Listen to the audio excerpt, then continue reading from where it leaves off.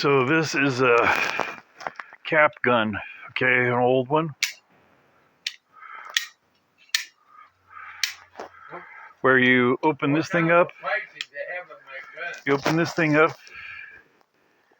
and you take these caps. Man, if I could do it right, it'd be amazing. And these caps, okay, they fit.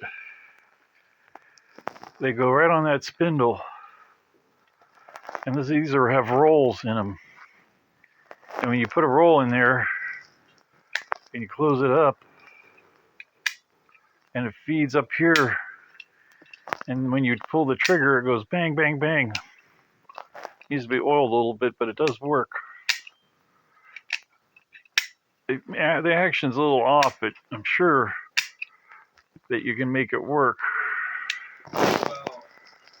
And it's an old cap gun.